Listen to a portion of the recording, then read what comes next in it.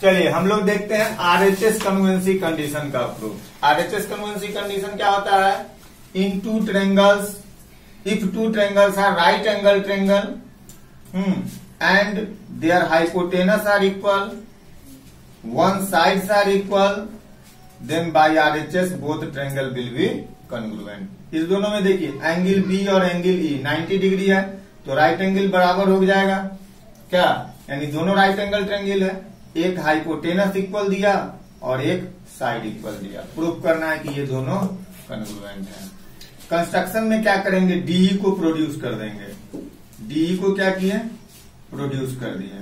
Produce D up to जी, ठीक है, जी तक प्रोड्यूस किए।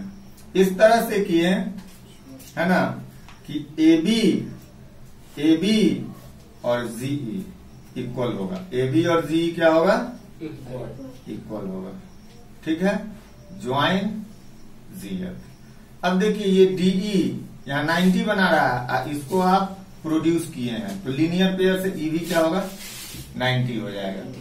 अब इस दोनों ट्रायंगल में देखिए ये 90 इक्वल, ए बी और जी इक्वल, बीसी और ईएफ इक्वल, नहीं तो दो साइड इक्वल हो गया, ठीक, दो साइड इक्वल हो गया, ये और ये, ठीक है। इसका दो साइड इसके दो साइड के बराबर और बीच का एंगल बराबर, तो एस ए एस से ये दोनों ट्रायंगल क्या हो जाएगा?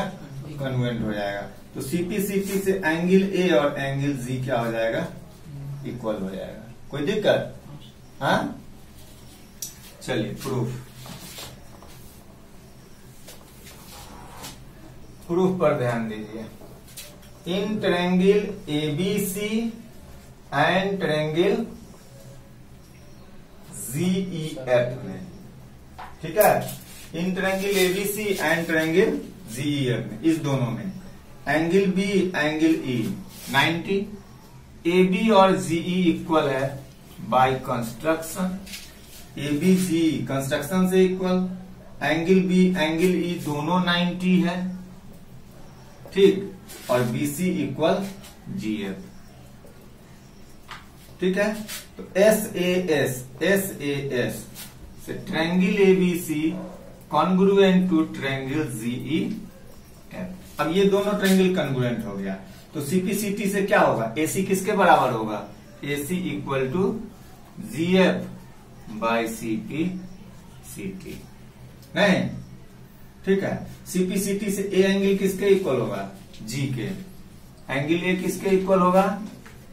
जी के। Angle A equal to angle G by CPCT, इसको इक्वेशन 1 मान लेते हैं। और एसी किसके इक्वल है? जीएफ के, ये भी बाय सीपीसीटी, ठीक है। एसी और जीएफ सीपीसीटी से इक्वल हो गया, नहीं, लेकिन एसी गिवन में किसके इक्वल है? डीएफ के। But AC also equal to DF given.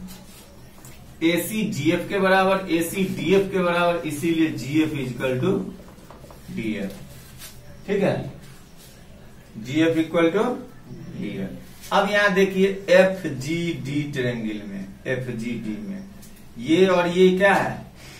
Equal है, दो साइड इक्वल है, तो इसका अपोजिट एंगल जी और इसका अपोजिट एंगल डी बराबर हो जाएगा क्या? Angle D equal to angle G, angles opposite to equal sides in triangle DFG, इसको इक्वेशन 2 मानिए। यहां ए किसके इक्वल है? जी के। यहां डी किसके इक्वल है? जी के। आरएचएस बराबर है, इसीलिए LHS angle A equal to angle D होगा। क्लियर? अब एबीसी और डीईएफ में, एबीसी और डीईएफ में देखिए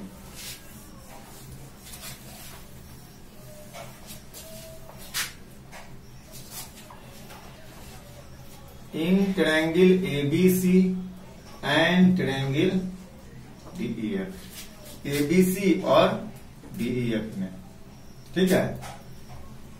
देखिए एक एंगल तो आपको बराबर था ही था, और दूसरा एंगल ए और डी बराबर आ गया, तो दो एंगल इक्वल आ गया। हाँ, एगो कोई साइड ले लीजिए, बीसी बराबर ही है, तो दो एंगल और एक साइड बराबर है, तो ए ए एस से ये दोनों क्या हो जाएगा, कॉन्ग्रुएंट। क्लियर हो गया होगा। Angle A equal to angle D proved above in equation 3. Angle B equal to angle A 90 degree. BC is equal to EF given by AAS. Triangle ABC congruent triangle DEF. Proved. Clear? Yes sir. Note कर लें आप लोग।